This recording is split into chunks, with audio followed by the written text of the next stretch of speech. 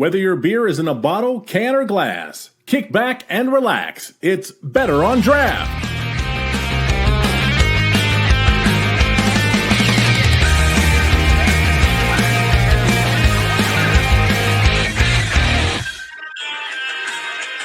Hello and welcome to Better on Draft. This is Rob and with me is Wendy. Wendy, what are you drinking today? Today I am drinking a Divinator, which is a Doppelbock from Kuhn Brewing Company. That was made by the Detroit Draft Divas. I was wondering, okay. For our 14th anniversary. Was that recent?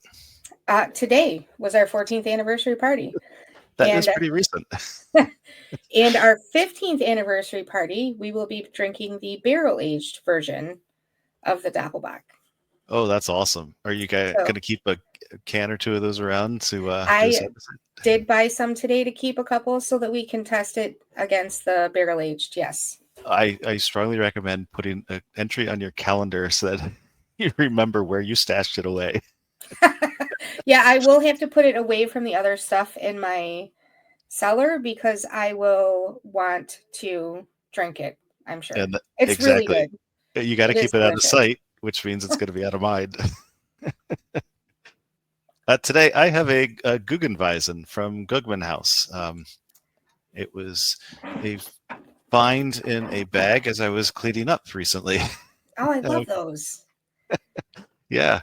And I remember the whole story behind it. We were out day drinking, and this was our first stop. And of course, in Indiana, as I'm very happy to say, we don't have open container laws. You have to outlaw it specifically. So I got a 4-pack to go for our walk to our next place. And then we ended up getting a free ride to our next place. So we didn't have a chance to open it up. But it was still in my backpack. And I just now got around to getting it out of my backpack. So nice. Anyway. I recently found 3 bottles of Pure and No Rules in my cellar, which is odd because today is No Rules Day.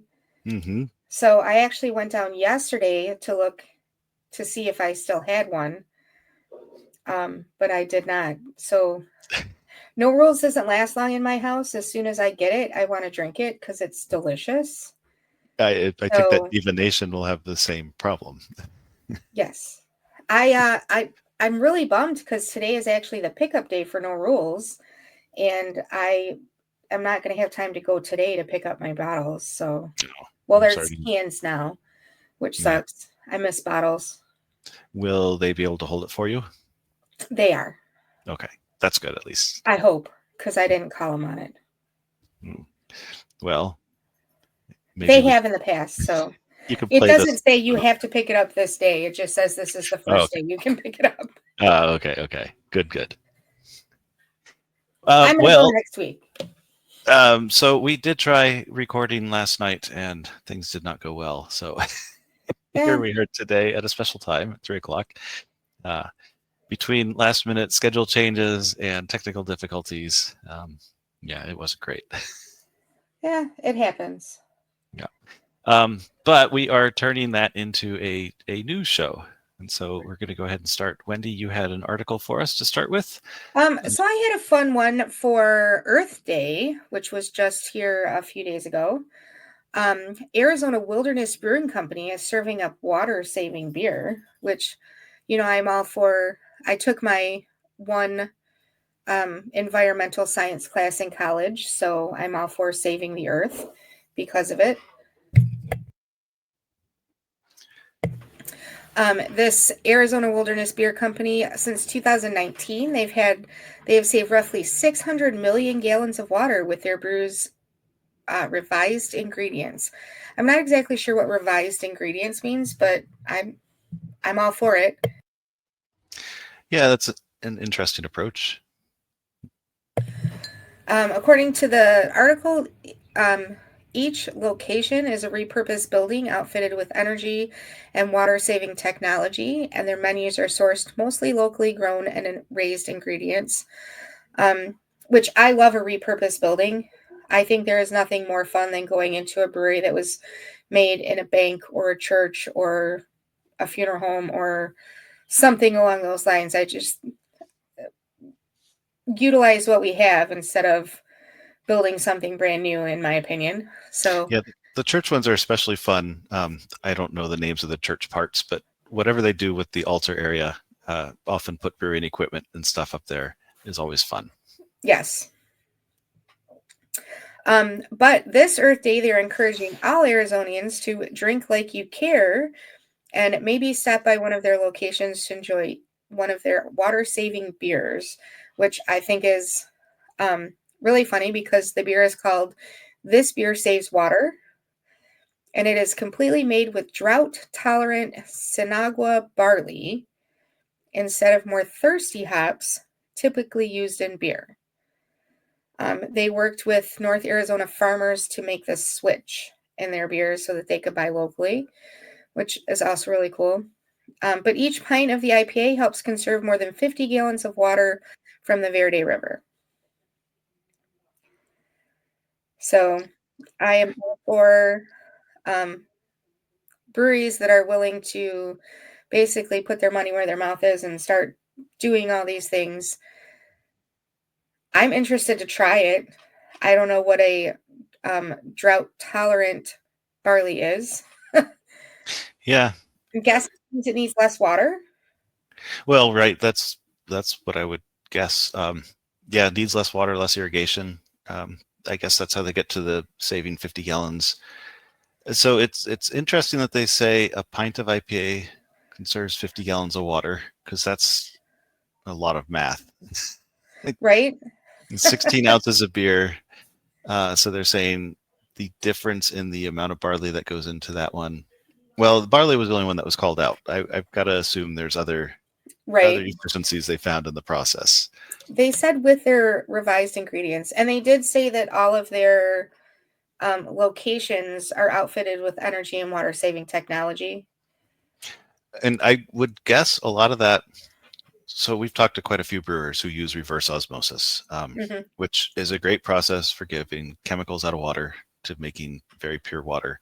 But I think it's a 3-to-1 or something like that ratio of you get 1 gallon of water for every basically 4 gallons of water go in, 3 come out as waste, 1 comes out as usable beer water. It's somewhere around that ratio. I don't know the exact number, but it is not efficient. I was going to say that does not sound water conservant to me. Right. So, but there's other stuff they can do with that water. It's just higher in minerals as far as what it's taking out of the other side of the flow process. So that could be one thing. Like if like in the olden days, they obviously didn't have reverse osmosis machines. They just put a pipe in the river. Right. That exactly. Yeah, maybe they did put a pipe in the river. Maybe they did something to purify the water, boiled it or whatever. But that's what they had. So, and then a lot of the reverse osmosis machines, they use it to make neutral water, which is good if you're going to make a consistent batch of beer. And then they add stuff to it sometimes to make it more like the water in Munich or the water at this exact brewery in Munich. I'm stuck in one city right now. That's okay. So, but if we just skipped that process and tolerated, the differences in our beer batches, which I'm pretty sure we're already doing anyway, especially on the smaller breweries, then maybe there's some more water savings just in general there. But if they were skipping that process, well, there's 3 gallons to 1 gallon, if going off of just my memory. Yeah, I am interested to learn how they would save that much water. If it was, we'll have to reach out to them and see if they'll come on the show. That'd be awesome. Because I really do like talking to the breweries about the stuff they're doing for the environmental science. Because I do make fun of the fact that I took that one class and it changed my way of thinking. But it really did. Like the teacher really made me think about what I was doing and what the products I was buying were doing to the environment around me. So I do find it fascinating, the Alaskan brewings and the Sierra Nevadas that have been on the show that have talked about, and Terrapin, the things that they're doing to make themselves sustainable and lessen their footprint within the world, I think is is amazing. So I just wanted to bring that up, especially since it's Earth Day. Earth Day just happened, and I think it's Earth Month or something fancy like well, that. and we live on the earth. We should be good stewards of it, honestly. Right? Like, we want it to be around for future generations. That's right. I kind of like it here. I don't know. I've never been anywhere other than Earth. Maybe Yeah. I might like it better on Jupiter.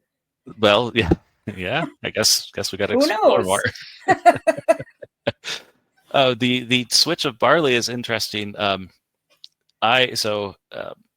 Coming up, I know we've mentioned it, but the Craft Brewers Conference is this coming week, and it's a very exciting time in Indianapolis, at least in my mind. And one of the vendors there, I think they're a sponsor. I think they have a booth. I'm not sure with their exact relationship, but it's the Sugar Creek Malts Company, and they are, I'm going to say, up the road. That means a lot of things to a lot of people. It's maybe 30 minutes up the road from me, outside of Indianapolis. And on Friday, I got invited to pour beer at a big social event they're having after the Craft Brewers Conference up there. But my big hope is to talk to them about malting barley, because that's where they do it.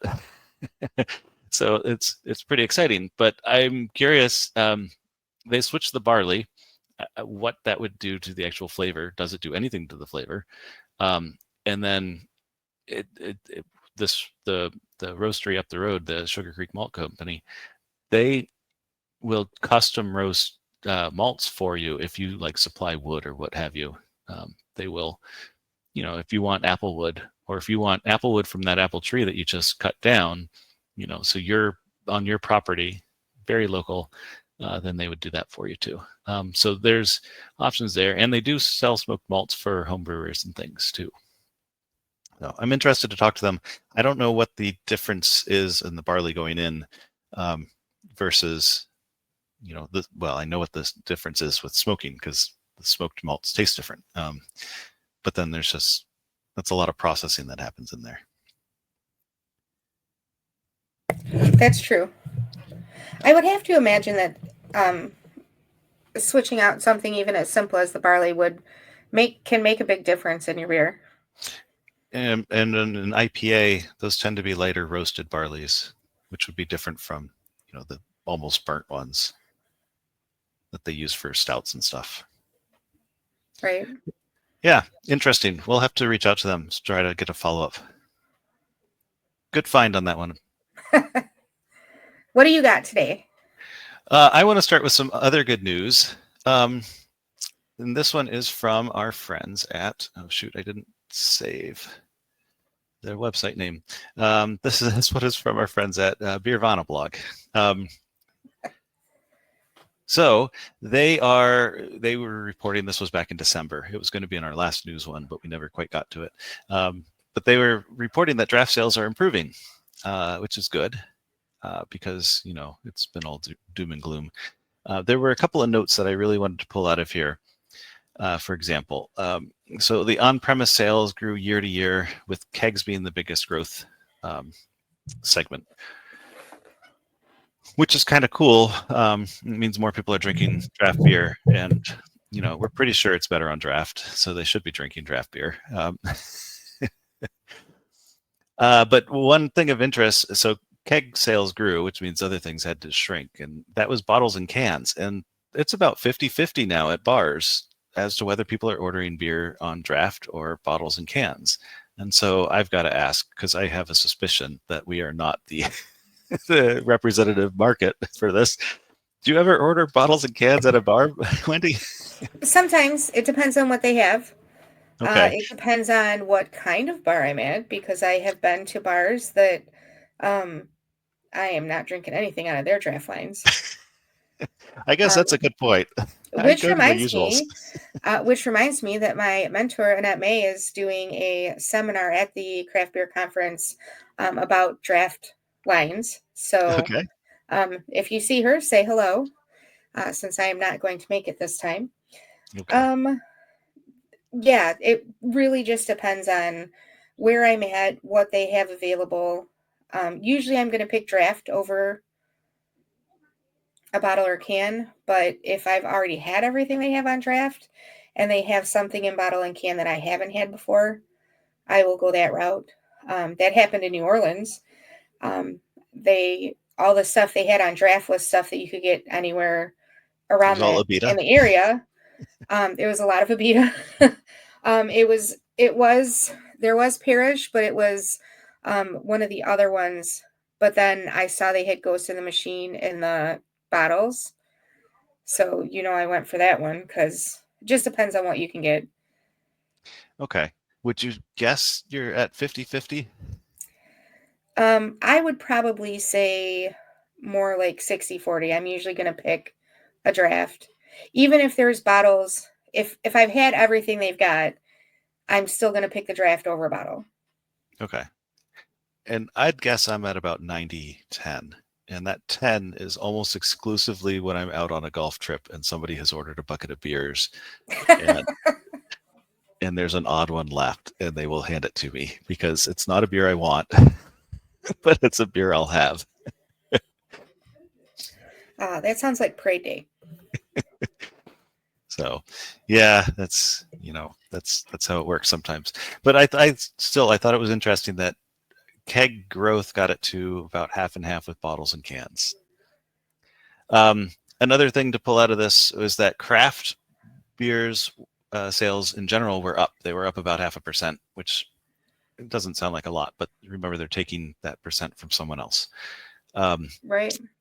The premium plus lights section was down about 1%. That's that. The other 0.5% went somewhere. I don't know where.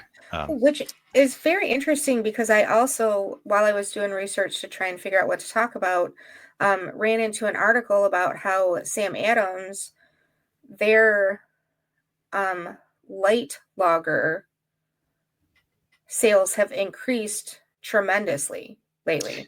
I think that's a general trend. It was one I think that we need to explore a lot more if we can. Just talk to other brewers about it and things too. And I do want to just call out that their craft definition. This was not the Beervana blog's craft definition. This was their sources. Is all the beer that's not domestic lagers or imports. So that's a pretty good definition, I guess. But it does include, as you can see on the list on the screen, it does include right at the top there is Blue Moon is number one. It fell slightly. Again, this is a share, so it fell about 0.5% from 2023, but it's still at 11 and change. Voodoo Ranger and Sierra Nevada were 2 and 3, which is interesting. And then there is somewhere in here is another, Voodoo Ranger Juice Force is way down at the bottom. So that one got split in two. So Voodoo Ranger and Juice Force are different brands, I guess, according to this group. I guess that makes sense because they've got the Voodoo Ranger and all their lines, and then they've got the Voodoo Ranger Juice Force and their lines. Yeah, I've one of those is a lot stronger than the other. I think it was the Juice Force, right? Those were pretty strong. I think the Juice Force is stronger than Voodoo Ranger. Yeah.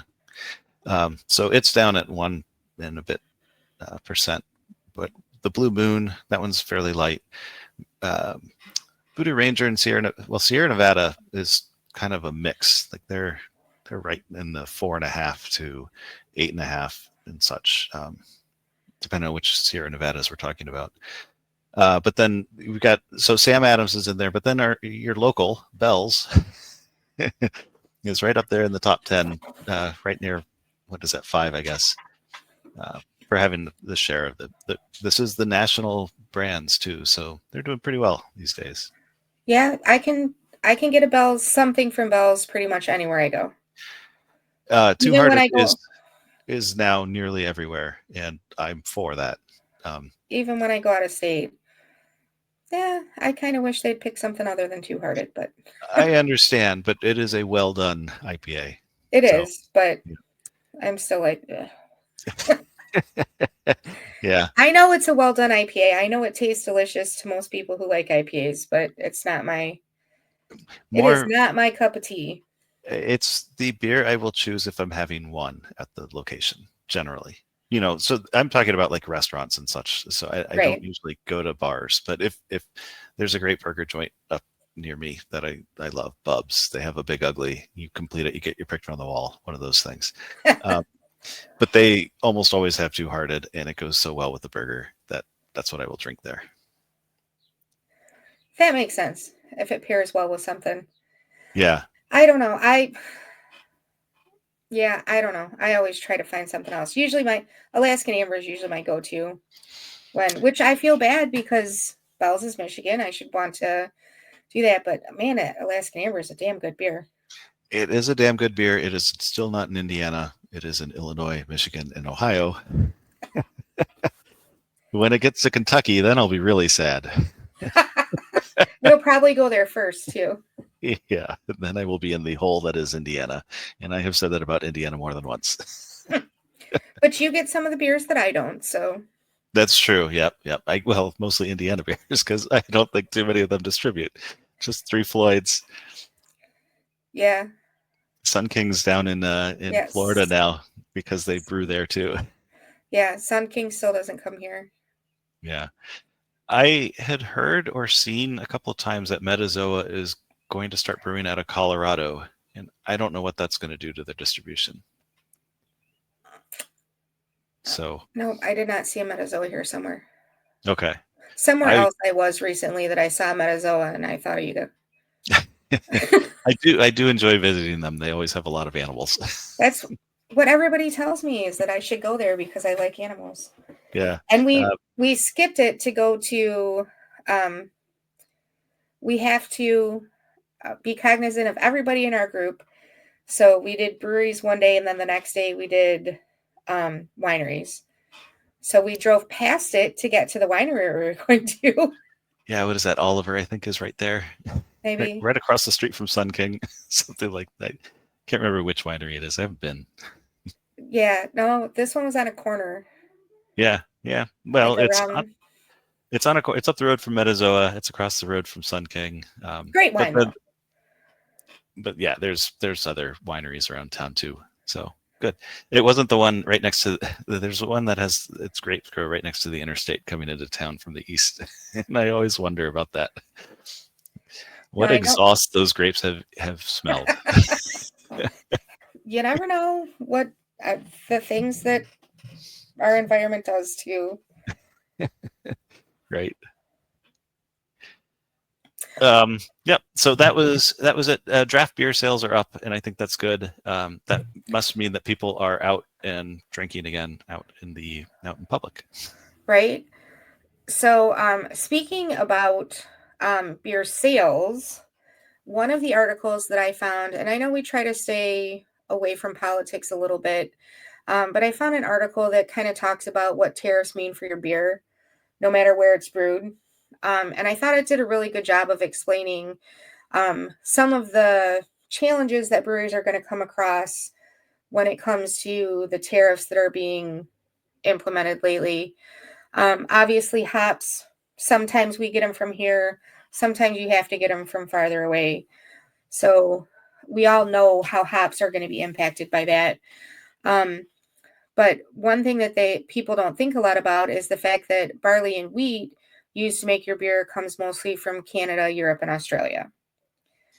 So you're going to be looking at a cost of increase for those goods. Then the imposition of a 25% tariff on aluminum is going to play havoc with the price of a six-pack, especially since the tariffs affecting aluminum steel haven't been paused. But not just your six-packs, which I don't know about you, and I'm going to stop for a second. I don't know about you, but I've already seen this come into play. There's a couple breweries around me that already have stopped putting their beer in cans, and they're starting to sell them in growlers again. Have you seen that at all yet? Growlers have always had a semi-popular vibe around here, but I really couldn't say. I don't think I've seen more growlers at the bars I've been going to than I used to see. So they're always around. So I do want to circle back a bit, but we talked about the aluminum tariff once before, and the goal, or my hope was that would lead to more recycling, Right. which would be an interesting new source of aluminum or domestic aluminum. But that's not something that happens quickly. That's not something that, we can just pivot to as quick as the tariffs have been coming and going and changing. Right. Well, and that's another point that this article makes, is that even if you could figure out a homegrown substitute, you still have to convince farmers to shift what they're going to do. You have to change people's minds on how they want to do things. And it takes time to do all of that. One of the things that they used as an example is that hops take 3 years to generate a full yield. So if you want to switch to Michigan grown hops, it's going to take 3 years for them to create a new strain of hops that you might be looking for that you couldn't get here locally before.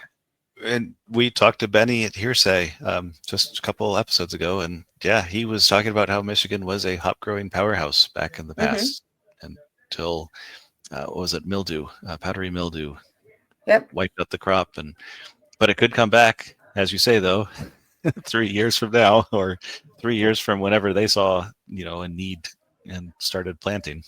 Yep. And we just had an article, or we just talked to somebody or had an article on about how we actually grew more hops than people were buying at That's one right. point. You brought that one up last year, yeah. They had to stop growing as many hops because they weren't selling them, and they only last so long in storage. So there's a lot of different things at play here that people don't think about, how long it takes to actually implement these types of changes. But one of the things that they brought up too is the fact that 99% of all of our kegs come from the European Union or China. So not only is the aluminum tariff going to affect your bottles or affect your cans when you take them home, but they also affect your pint. Yeah. Because those kegs then also are going to cost more money. Really. I've seen a lot of really beat up kegs in bars. Well, that's true. I think most of the brewers that I know will reuse kegs as much as they can, but there's only a point where you can do that, I'm pretty sure.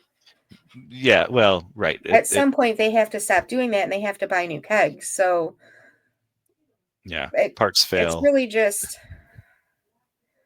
and then the last point that they had in here was the while there's some American brewing equipment manufacturers, most of our prominent and well-respected manufacturers hail from Europe and China. So, again, having a new brewery start out, it's going to be a lot harder for them to get equipment as well, or more expensive.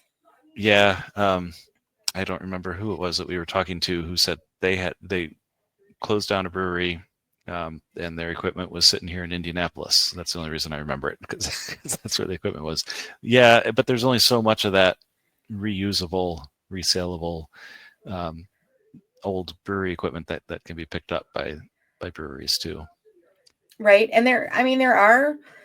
We will see. We've already talked about the fact that we're going to see a lot of breweries go under for whatever reason in the next few years. So there is going to be that equipment, but whether or not that equipment works in the environment that you're in has a big play too. Yeah, it's going to be tough. So, but I just wanted to go over that, just a reminder as to why your beer might be going up in price. And when people say this is it's affecting, those are the types of things that it's affecting. Yeah, make sure to keep supporting the breweries that you really love. Absolutely. Yeah. Especially the little guys. Drink local, my friends, wherever you are. Yeah, that's a tough one. I am going to pivot and then we're going to play a little game. Okay, sounds good. I love games. Yeah. I'm going to start with an Instagram post from I'm going to call them my friends. They don't know that they're my friends, but I've talked to them at a beer festival. That's right. I've invited them onto the show. I need to reach out to them again. But my friends at Bad Dad Brewing, they had a secret project going on, but they are going to be opening up a new location in Richmond, Indiana, in the historic Depot District. So I don't know. I do know Richmond, Indiana, a little bit. It's far east side of Indiana.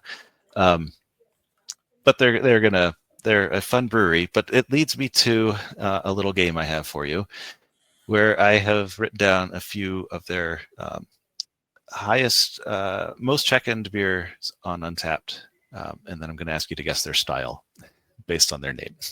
Okay. Okay, and it's multiple choice.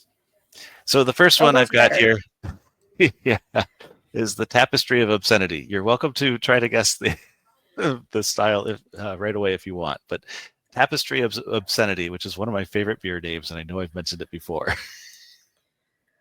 Tapestry of Obscenity. It's such a dad thing. It's so wonderful.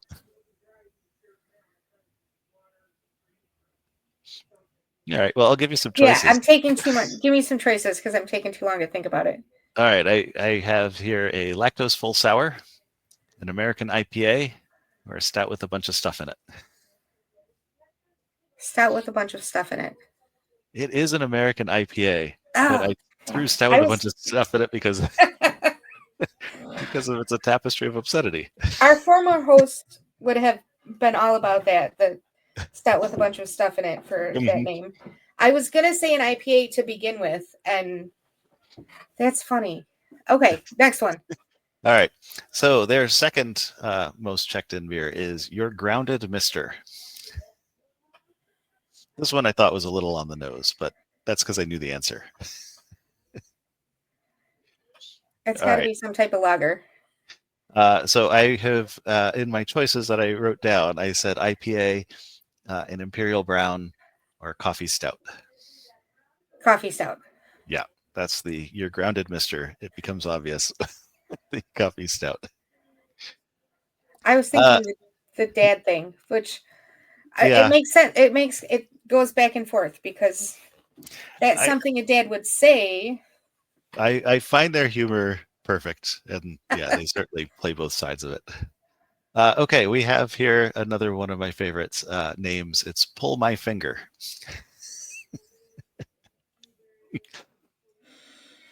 Is it a sour? You know, it's funny because that was one of the choices I wrote down, lactose full sour. Because it really fits it nicely, but no, it is not a sour. I think it would work for that, though. What are the options? So the lactose full sour, which we know it isn't, a wheat ale or an IPA. The wheat ale. It is an IPA. Really? But yeah. But I would have called a wheat ale that because wheat makes you all bloaty and gassy. I think it works for. I did try to put together some tough choices. Like I didn't just randomly choose. All right. The fourth one I've got written down, and I've got one more and a bonus. The Dude Abides. The Dude Abides. Which is, of course, from the Great Lebowski. Yes, I'm familiar. I'm just helping to fill the silence while you think. Dude Abides should be a stout. And so one of the choices I wrote that is wrong is a white stout, which I think would fit so nicely. A white stout's not a stout. I know, it's a coffee. It's a coffee It's a coffee ale. Yeah. No, it is not a stout, though. Okay. So I also suggested a double IPA or a Pilsner. Pilsner. Yeah, Pilsner. And I threw the IPA in there just because someone peed on the dude's rug. That makes sense. So the reason that I think of stouts for the Great Lebowski is the whole no rules thing. Yeah. Because it's not a stout, it's a Vietnamese porter. But... Okay. Okay. I could see it. Okay, so the last one that you have to guess on is socks and sandals, which is such a dad thing. Oh my God, that has to be a lager. Please let it be an American lager. It's not an American lager, but I'm going to give it to you because it's a golden ale, which is really, I mean, Close. yeah, It's it's. like the ale version of an American lager. I don't know if they lager. They, I mean, Pilsner is, I guess, technically a lager. I don't know if they do like proper cold lagering there or not. Okay. I'm not sure. But yeah, gold. I'll give it to you for sure. Golden ale. I'm like, please let it be. It has to be like the most basic Yeah. beer possible. The one of the options I had written down to help you was a stout with old clothes in it, which Yes. I think Dan would have enjoyed too. And the last beer that I wanted to bring up, well, no, I can't show you that. Okay, was going to be, well, I can't show it to you, but it's Shits and Giggles. It's the name of the beer. It's their Oktoberfest, and it's got beautiful umlauts and things over the eyes. So it tickles me every time. I think I've drunk it on air before, but yeah, I like that beer. Anyway, that was our game. That was Bad Dad. I'm going to have to make sure to clip this up for them and send it to them and say they've got to be on the show. Yes, they should come on the show. And they should send us samples. Yes, well, yes. Of their stout that is not a stout. The dude abides. Yeah. I have samples in my fridge right now, including of the dude abides.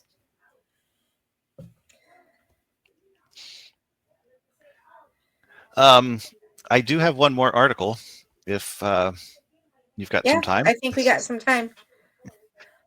So I am going to follow up with our friend Mark Lasbury from Indiana on Tap and just report back that Indiana on Tap was recently sold.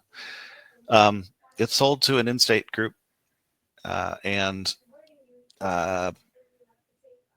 okay, so Mark Lasbury was on episode 360 from Indiana on Tap, where we talked to him about all the wonderful things that they do around the state. And he had been talking at the time about things they were doing out of the state and things he does personally out of the state, including Michigan, Wisconsin, other places. The property was sold for a multi-million-dollar deal, which is good for them.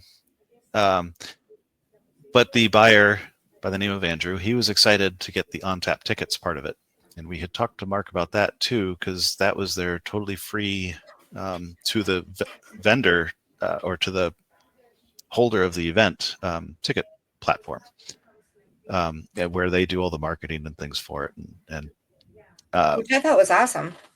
Yeah, I thought it was a really interesting way to do the tickets. And I know I've used them. I've used their tickets before, so it worked on my end. And then it sounded Mark was doing other cool things with the events that were on that platform, where he was helping to coordinate them, do all the logistics. I don't know if you've ever planned a big thing like that. I'm pretty sure you have planned big things like that. There's so much logistics that goes into it that it's a lot of things to keep track of, a lot of balls in the air. So I'm interested in where that's going, but I thought that I would follow up that it was sold in case other people had seen it too. I'm interested to see what they do with it now that they have control of it. Yeah, if it gives breweries a way to host ticketed events at no or less cost to them, then that could be a good thing for them. Yes, it could be a good thing for a lot of us. Like, I think a lot of us would like to see a more ticketing structure, like for a more consumer friendly ticketing structure. Oh, are you talking about the big boys? Yeah, I agree. I hate working with them on any of the tickets that I ever buy.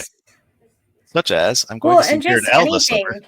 Just anything, like even as somebody running smaller events, even when you go through Eventbrite and stuff like that, yeah, ticketing structures like that, you still have a lot of fees that are not really helpful to a small organization. Right.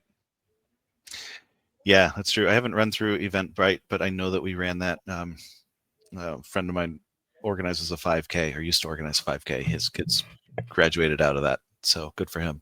But yeah, same deal, where he found a good group that their charges were minimal and reasonable, so they were more friendly to the hosting organization. But yeah, it's a tricky spot for these platforms need to make money, sure. Right. So, but Indiana on tap, like one good way to make money is or one good thing is to increase the supply, right? So if more places want to have events, want to Right. have events with you, then that's one good way to do it, I guess. Yep. So So I'm excited for them over there at Indiana on Tap to see what's going to happen next. yeah, I guess. yeah.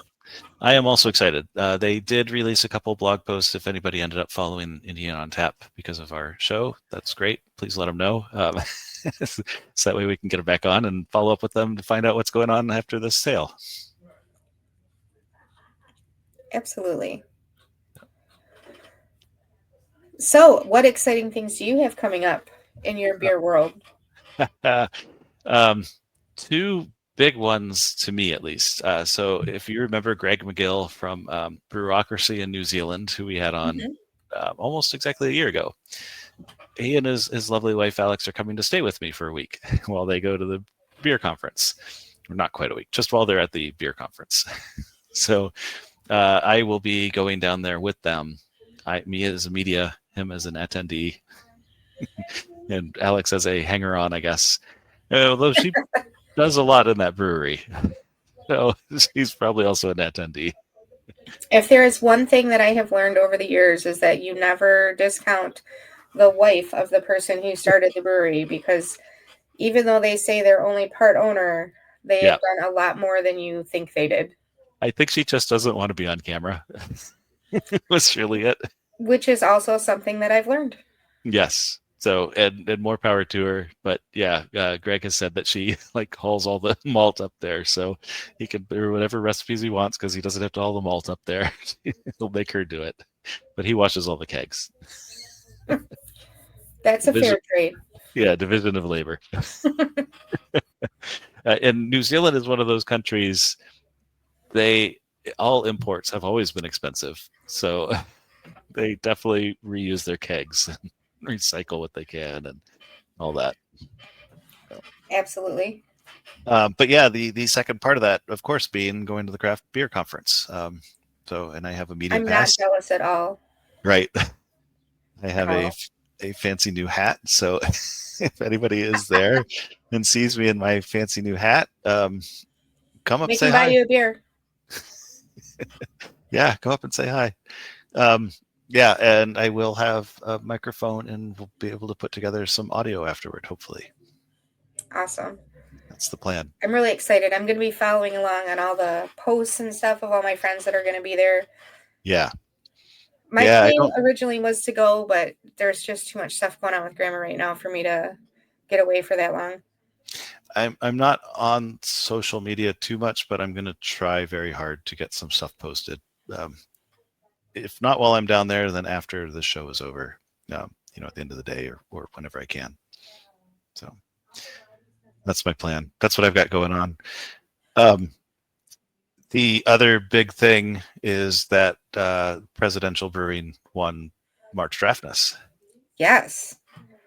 And I don't know if you saw the absolute circus that is going to be happening over there on the day that we celebrate. I'm super excited. They have pulled out all the stops, it looks like. So I should have brought up the at least the Facebook post or something before. I don't have it up, unfortunately. May 17th, is that right? Hang on, I'm going to look it up real quick. Okay, keep talking, yeah. I'm going to look it up. I'll keep talking. But so as you know, Presidential Brewing won March Draftness, and as such, we better on draft, by which I mean Ken, is going to buy a keg of beer, a keg of their beer that we are paying for, and other people will be drinking. Hopefully, he gets to drink some of it. Let him drink some of it. May 17th, the West Side Best Side March Draftness Victory Party. Let's see if I can share this. Yeah, so they've got a DJ coming, DJ Tim from Ignite Entertainment. He'll be out in the beer garden. They've got a radio station coming. I will stop sharing, and maybe that will help you to share yours.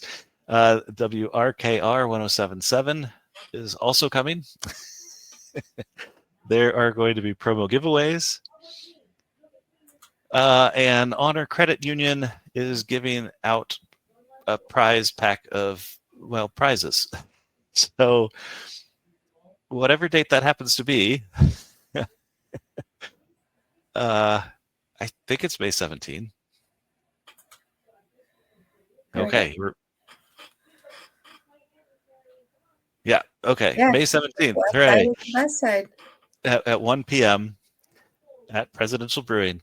And at the end of the party, local rock band SXX is going to start their show at 7 p.m. So that'll kind of wrap things up.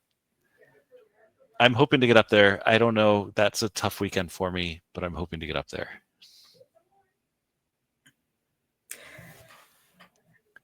Ken's going to be there. I am going to be there. Excellent. It's actually the first March Draftness party that I've been able to make since I came on as a host. Last year I had COVID. Maybe it was the year before I had COVID. I was sick. Yeah. For a couple of them, so I missed it. And then I had other commitments that I had signed on for. And this year I have a commitment, but I told him that I have to put this one first this year because I put them first every other year. So I will be there 100% Excellent. For this party. Like, how can you miss a party like this? Yeah. For me, I got to figure out if I can get up there. I really would like to. I really would. So if people were not excited about March Draftness before, then this is, I think, the biggest winners party. The one last year was pretty big, especially the show. They did a good job. Yeah. So, but they're definitely excited, and I'm excited for them, and I think it's going to be awesome. And I really hope I can make it. I hope others can make it too. So how about you, Wendy? Do you have anything else coming up other than May 17th? I don't. I missed No Rules pickup today because I did the DV anniversary party. So I'm going to be heading over to the west side of the state this week to pick up my No Rules. Other than that, I'm kind of boring right now. I can't do all the stuff that I want to do. So yeah. I'm going to pick up some beers to do reviews on and things like that. And yeah, I'm going to be living vicariously through all of my friends at CBC next week. Did you get to live vicariously through me in Peoria last weekend? That was funny to see. Yeah. I did have a good time. I did get to all the breweries in downtown Peoria that I knew exist. So that's good. There's one I don't want to go back to, and I'm not going to name. And then there's Nightjar does an excellent job. They had really good beer, and right around the corner from them is a really good beer bar that had maybe 30, 40 taps. And they had a couple local flights, the preset flights, but you could do your own as well. So I was able to get to at least taste beer from Industry Brewing, which is 5 miles outside of Peoria, which doesn't sound far, but I was on foot all weekend. So I will say Peoria is quite a walkable city. And I went to one of the local landmarks. I forget the first name of it, Barrongill, something like that. The Barrongill Moron House. So, Moron House? yes. That's really what it's called. Yes, and it's You know, I'd spelled want a picture outside of that. I have a picture of myself outside of that. It's spelled Morron.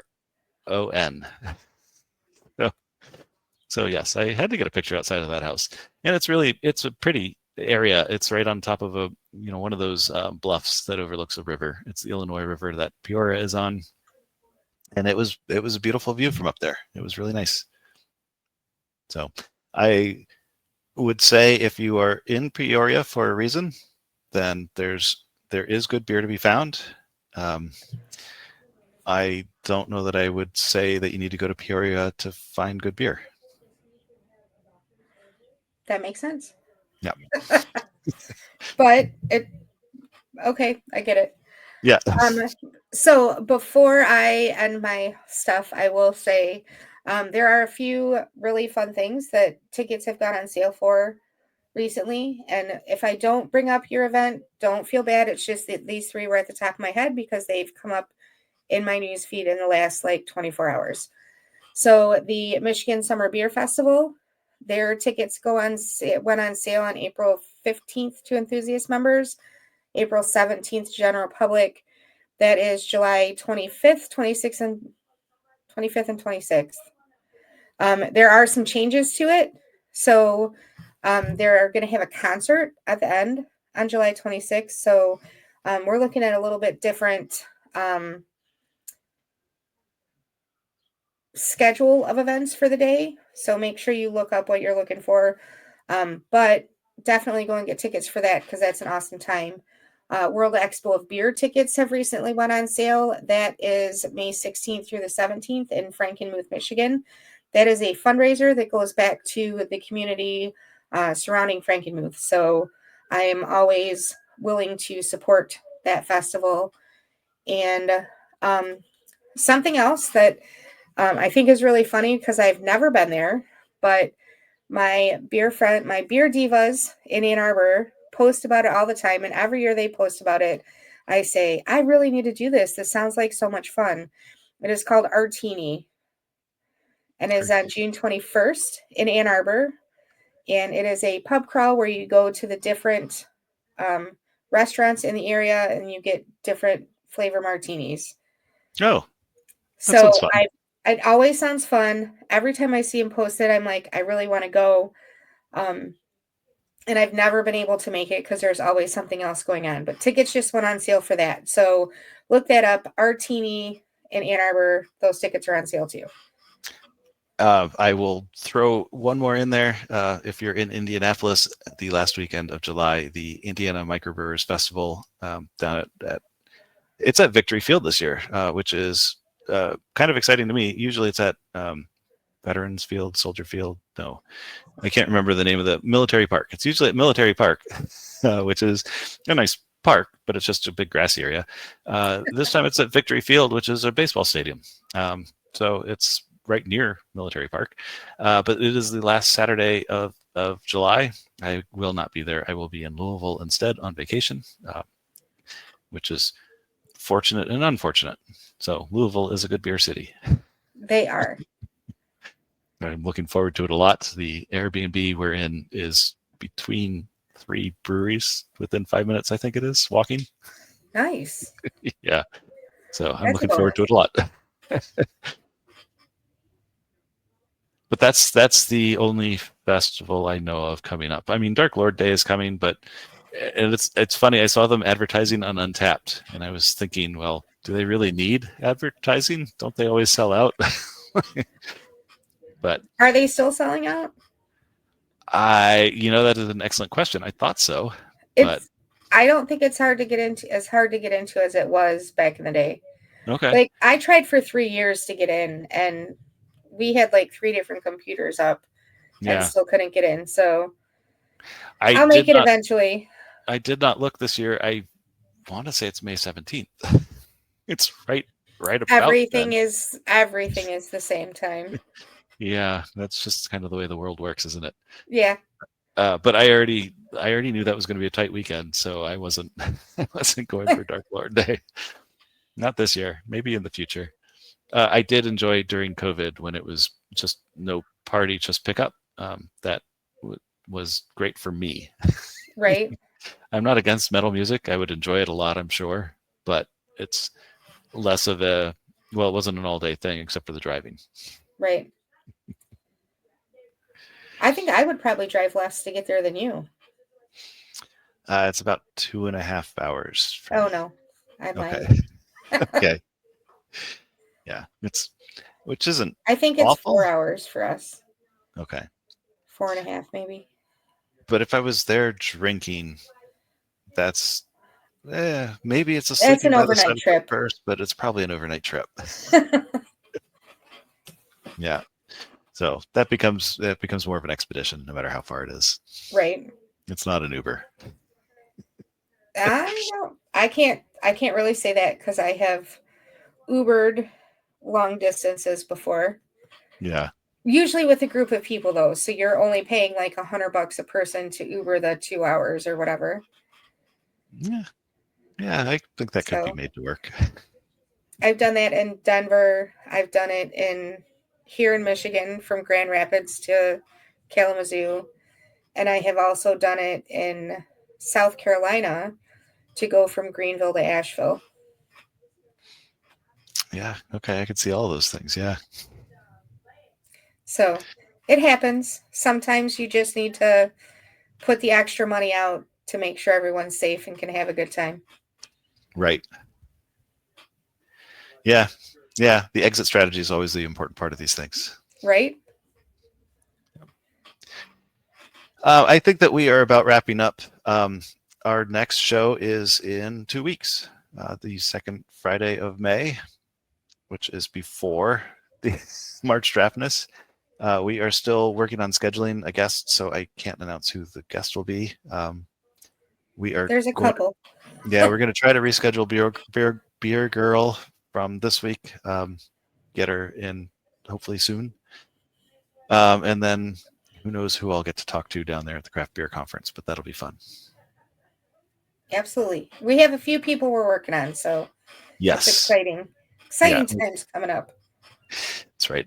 And much like everything falls on May 17th, eventually all the people we're talking to will ask for the same day. They'll ask for the same day, correct? So we'll make it work. All right. And with that, Wendy, do you have anything else that you want to say? No, I'm good. Okay. So whatever you think of your beer, we think it's better on draft. Cheers.